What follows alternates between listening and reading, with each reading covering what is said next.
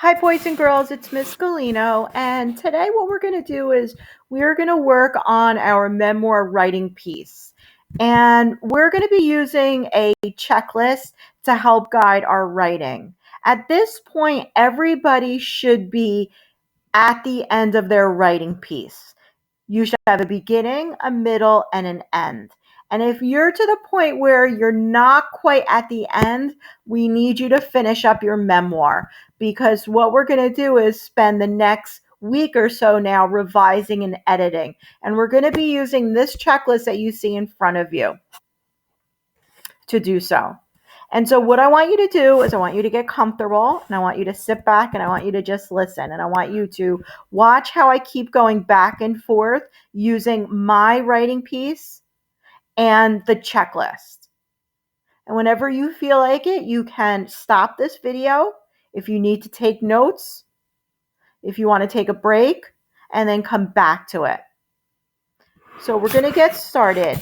And you may or may not see this, but I added this here just to get me focused on what I need to work on today and for the rest of the week. So I decided to put a cute little clipboard of a what is it called? Clip art, something like that, to remind me of what I am focusing on, which is using a checklist to help strengthen my writing and get my writing to the next level. So here it is. You're going to go back to revise your memoir, looking at each part of the checklist to see what you need to work on your writing to make it the best it can be. So this is important here. The best it can be. You're going to go back and you're going to change and you're going to add more information to make it the best that it can be. Right there is so important and what great writers do. You're going to look at different mentor texts to help you see how other writers have done this work. So here's another thing.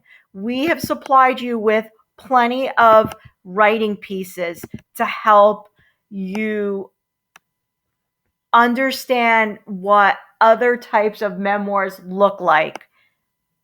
You can go into any document in the memoir unit in Schoology. Mrs. McGowan posts them like crazy everywhere. So take a look at other people's writing pieces, the ones that are published, the ones that we have put onto Schoology. Sorry. And then the final thing is you're going to share a paragraph. It could be any paragraph of your memoir. What did I just do? Sorry. You're going to share a piece of your writing and you're going to put it into, I have no idea why this is. Maybe I could do it like this. There you go. And you're going to put that into Schoology and tell us where you tried this work on your own writing. So, again, you may or may not see this. You'll most likely see this part where it's kind of more official here. And this is the checklist.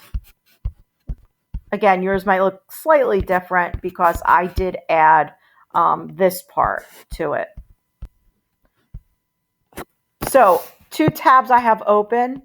My rough draft memoir of Casey and the checklist. And the first thing I'm going to do is I'm going to make sure that I have both tabs open, and I'm going to go back and forth and watch how I do it. So the first thing is we're going to focus on is our structure. And in our structure, we have a couple different categories. Then we have development. And this should look very, very familiar to you. Just, I think the format might be a little bit different than what you're used to. And then our language conventions. But all these words should sound very, very familiar. And these are just your directions. And here's a link to the checklist. But again, I think you're going to have the checklist somewhere else. And this is really interesting. I'm going to click on that because this is a way for you to use simple words and transition those simple words into higher level thinking words, HLT words. And, but, so, then. So instead of saying so, if you see in black, there's more examples to use instead of so, like, therefore, this led to. And instead of the word and, we can use the word furthermore to add to this. Instead of a very simple word, but, we could use higher level thinking words or phrases. On the other hand, despite is a great HLT word. Then, so instead of using the word then, later, after, next. So that link is really, I think, really, really good. I'm going to click off of that only because I'm not to that point yet. But I'm going to go back up to the top and I'm going to start taking a look at what I need to do. Now, overall, I normally don't go to this yet until I finish the entire checklist, because overall obviously means literally overall. Did I write an idea about my life and write the story of one or more times, depending on what type of structure you used, to show how that idea is true? So overall, did I really do what was asked of me? And I'm going to wait for that one. And once I go through each category, then I'm going to finish off with the overall. So I like to always start with, when I'm revising and editing, on my lead, or as we call it, introduction. Either one is fine. So I'm going to read it. My text or writing piece has a beginning that introduces an idea about my life. The beginning might foreshadow what the memoir will be about, or may state my idea clearly. So foreshadow is kind of like, I'm going to give a little bit of an idea of what it's going to be about, but I'm not necessarily going to tell you directly. Or did you state your main idea literally, which is fine. So which one did you do? So as I flip back to Casey, I want you to think about, which one did I do? Did I foreshadow, or did I literally state? I'm going to put the word, whoops, not making an emoji here. Did I literally state my idea clearly? So either one is just fine. So take a look, watch how I do it. So here's my rough draft. When my usually calm big sister Lori excitedly called my name right smack in the middle of my favorite TV show on that gorgeous summer Saturday afternoon, I thought to myself, what did I do now? I remember the time when my sister caught me throwing eggs at my brother and his friend while they were riding their bikes down our street. I mean, he did deserve it after he tossed spaghetti all over the kitchen one day when we were eating at the table. So ever since then, I always worried about getting into trouble because of the crazy things my brother and I would do. However, little did I know that my sister calling my name this time would forever change the future of my life.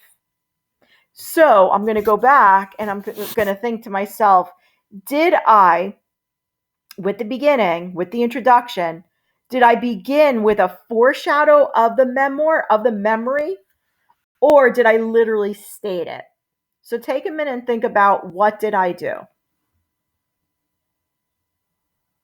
So if you guessed the answer, not literally, but I gave a foreshadow, you would be correct. So I'm going to put an X there because I did. I kind of gave an idea of what's to come, but I didn't literally state it. But you get to choose, and that's the wonderful thing about writing. Then the next section is going to be about transitions.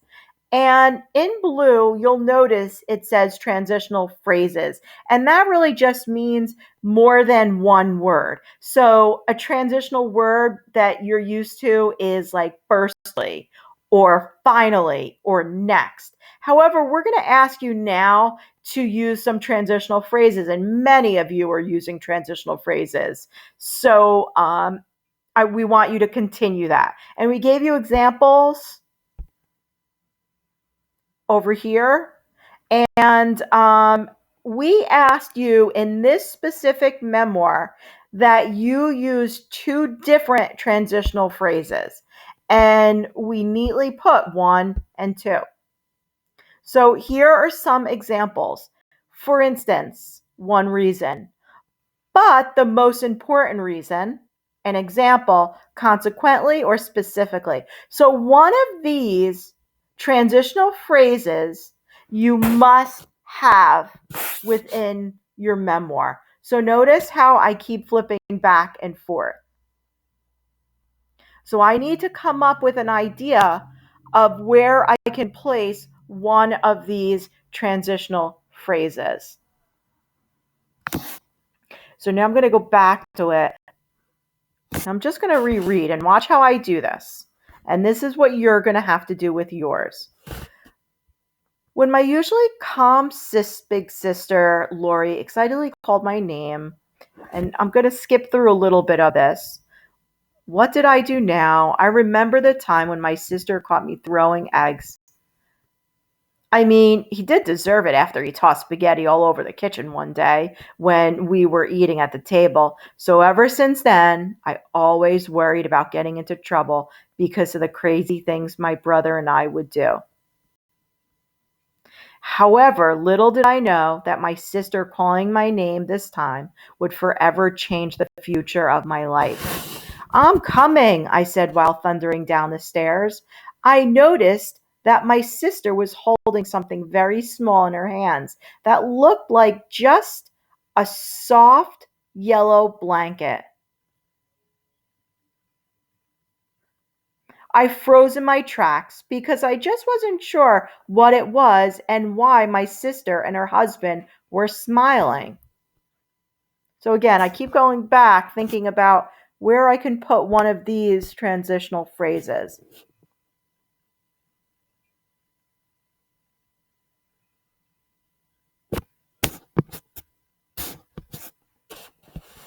As I stood there wondering what was in my sister's arms, I noticed a small white and brown head. At that moment, I was still unable to move because I wasn't sure what was happening.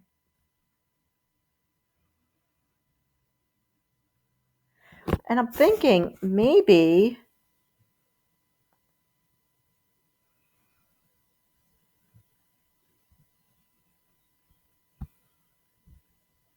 I can put in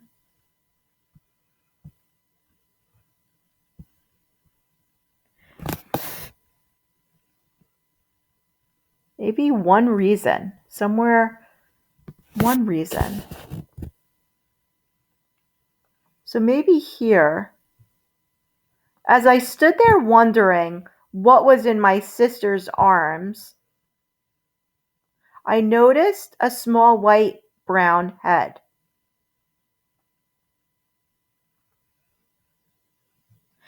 Maybe I'll put that over here. One reason why I was wondering what was in my sister's hands was, one reason why I was wondering what was in my sister's hands was because she usually, never had anything in her arms except for her purse. So notice what I did. I added here, I used this transitional phrase, this here, and reconstructed my sentence. And that's okay if you want to do the same. There are going to be many times when you want to specifically put in something. Oh, specifically. Here's a transitional word, actually, not a phrase.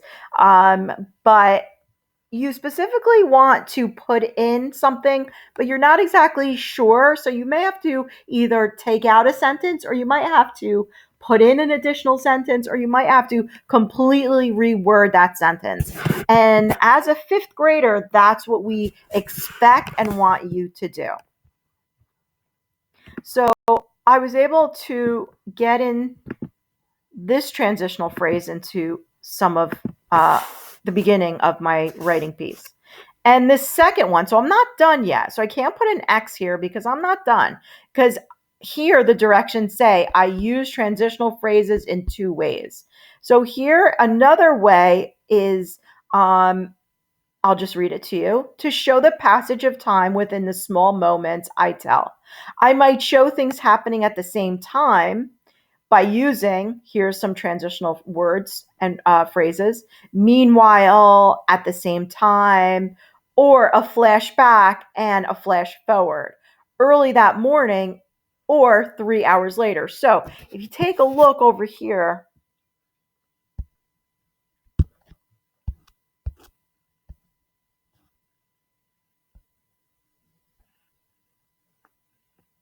I'm going to continue reading and seeing if I could possibly put in a transitional word or phrase to show the passage of time within this moment.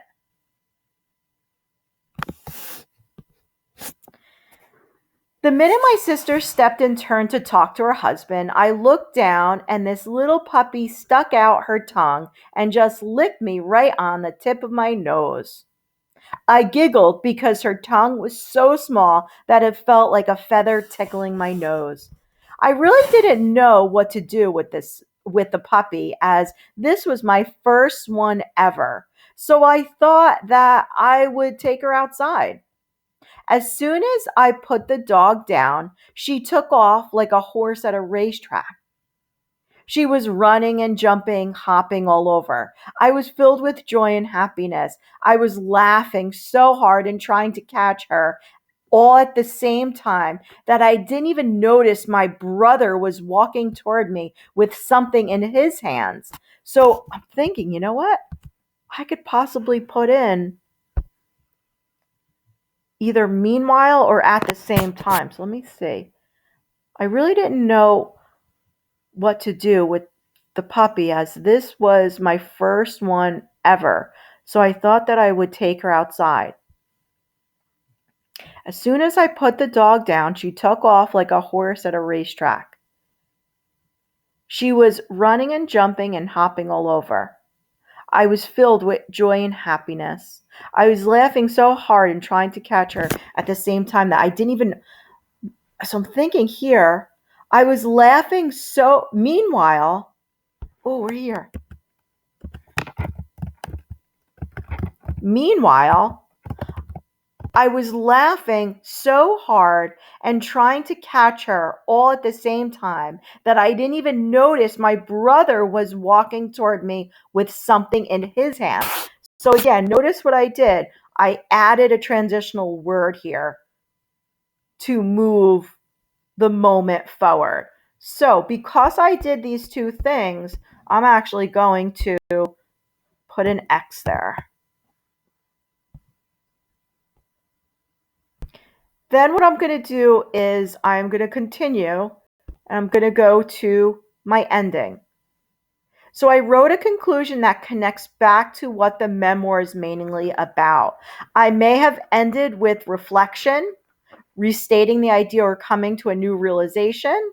I also might have ended the story with a character saying doing, or realizing something that connects back to the main message of the piece and leaves the reader with a sense of closure, understanding. So just the way we always talk about how you want to start strong, you have to end strong, and you want to make a connection between the beginning and the ending. So I'm going to go all the way down to the end, of my memoir writing piece. And I'm going to go back. Notice what I'm doing. Uh-oh. I don't want to do that. Oh, okay. That's not so bad. I'm going to go all the way to the bottom. Hopefully. There it is. And I'm going to click on and think about what I need in order to put an X over here. So I'm going to have to either reflect on my memory, or I'm going to have to restate something, or I'm going to come to a realization about something. So let me see if I did that. So take a look. Although with all these beautiful memories and experiences with raising these animals comes tremendous heartache and tears.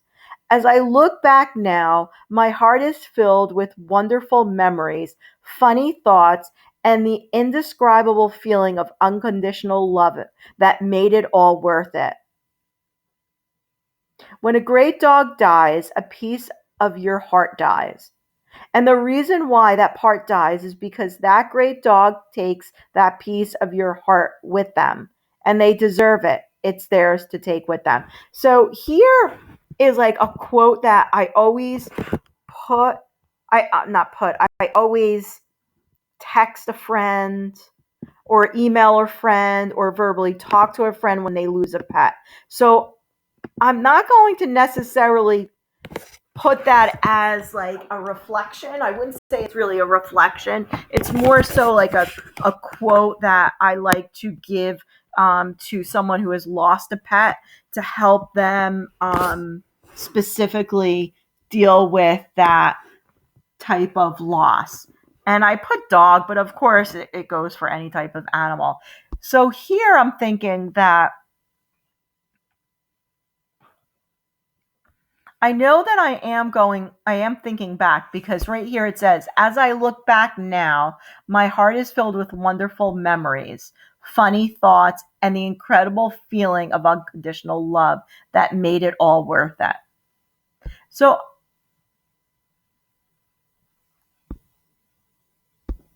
I am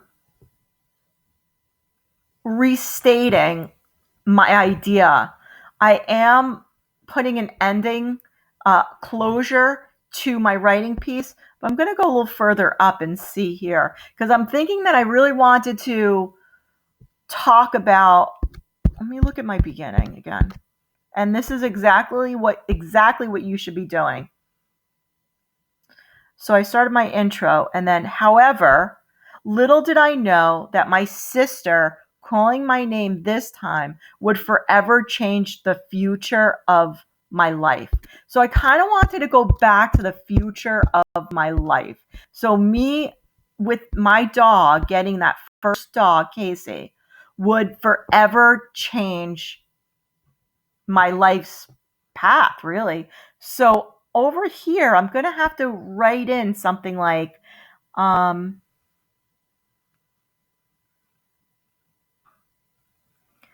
at the beginning of this memoir, how I said that I had no idea that my dream was about to come true? Well, not only did I have the honor of raising and caring for that first puppy, Casey,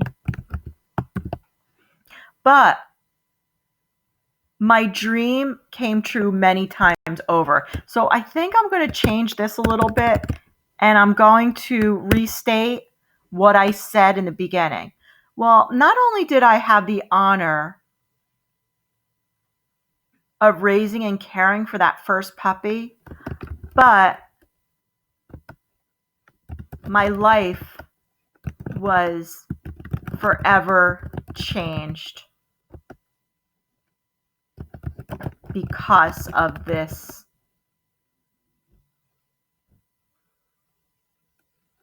Because of this. So I can go back, and you know how I am with writing.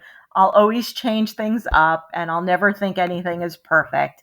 But I'm going to put an X there, although I do feel like I probably could use a little bit more work with my ending. Then what you're going to do is continue it. You're going to take a look with your organization. The next thing, I use paragraphs to separate different parts of my memoir. And here, when I move from reflection to story or from story back to reflection, you start a new paragraph. Or while storytelling, when a new person is speaking, you guys should know this, there is a new time or place as well. You start a new paragraph. So here are the reasons why you would start new paragraphs. These are a few places that should help guide you. Excuse me. So you need to go back and make sure that you used paragraphs at the appropriate places. And you're going to read through this again. Then with your development, elaboration. Mrs. McGowan talks a lot about elaboration. The more you explain things, the better your reader is going to really get to know you. So you're going to have to include, and if you didn't, you need to now go back and include it. So I included evidence and examples. So evidence, yes, even though this is a memoir, you're still going to use evidence. You're going to use some examples, some quotations, micro stories, even lists to support your ideas. When writing, now you might have not heard of micro stories, so take a look at this. And this may possibly be a little bit familiar after we read this. I developed characters, realistic characters. So I'm going to put realistic because you're not creating characters based off of movies. Realistic characters in real life, your life. I developed realistic characters, setting, and plot using a blend of description, action, dialogue, and thinking. I only included details that support my idea. I discussed, unpacked the way that the evidence micro stories go with my idea. So really micro stories are really just stories within your memory, like how I talked quickly about when my brother tossed spaghetti all over the kitchen. Or when I was throwing the eggs at my brother and his friend. Moving on is craft. And craft is definitely HLT. HLT. In order to do this highly effective and at a high level, you need to really take a look at other people's writing. And again, I say this repeatedly. We have supplied you with many different pieces of memoirs. So you need to go back. And also you need to ask somebody at home. Maybe they might be able to go online and find an example of a writing piece that's a memoir and they could read it to you. I made deliberate word choices. Again, word choices, Ms. Galino, Ms. McGowan, we call them HLT words. To have an effect on my reader, I reach for precisely right phrases like metaphors or images. Again, metaphors, we're talking about figurative language. And then an example is a metaphor or image that would convey my ideas. I made choices about how to angle my micro stories to support my idea. Again, micro stories are your tiny little stories within a story. So I'm going to put a mini story within a memoir.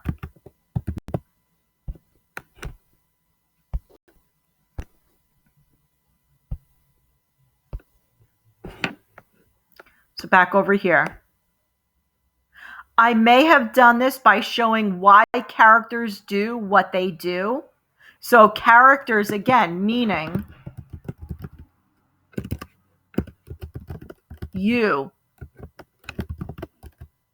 your sister, I don't know, your friend. Oops. In the beginning, if you noticed here, when I explained about why I thought I was in trouble, I explained it because I'm always in trouble, and I gave an example, and I gave evidence to support why I thought I was in trouble because of the silly things I used to do as a kid. So here,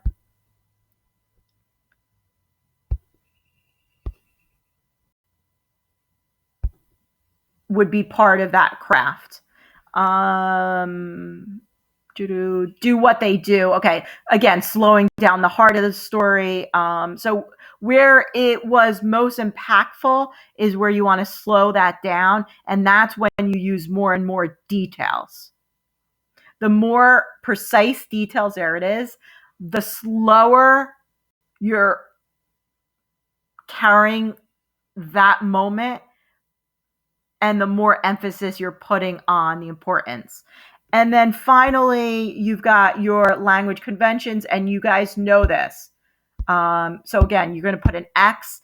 I would not put an X for a long time on this HLT, the craft, and your elaboration, again, HLT. It takes a lot of higher level thinking in order to perfect this development in your writing.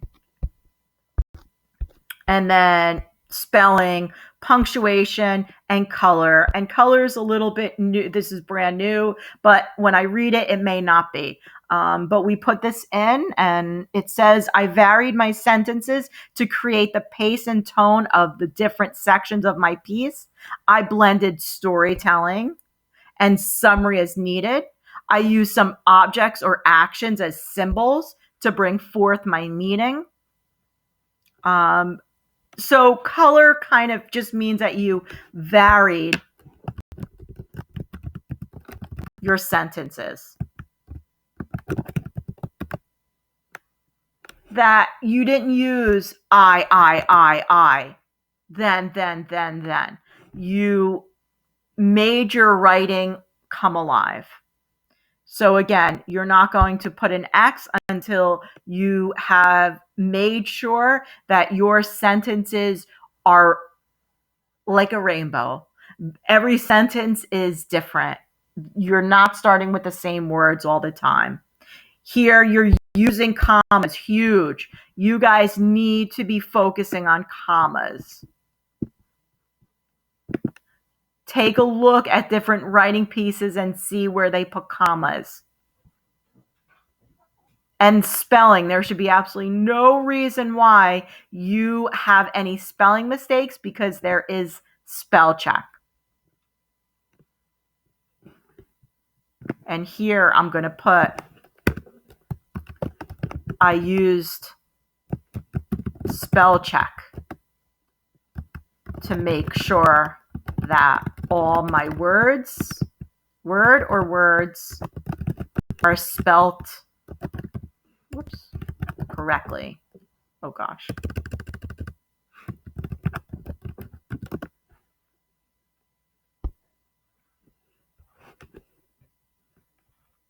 So hopefully this will help you. I know it was long. Click on this for your HLT words. We want you to, and I wouldn't even, I'm not even going to waste any more time because I'm so excited for you to start this. But if I did have more time, I would definitely change some of my ands and so's and buts and thens. But I don't want to waste any more of your time. I'm excited for you to get started. So I'm hoping that this has helped you, and you want to make sure you replay this over and over again, and you have both tabs open. And good luck, and we'll take a look at your writing quite a few times this week and comments.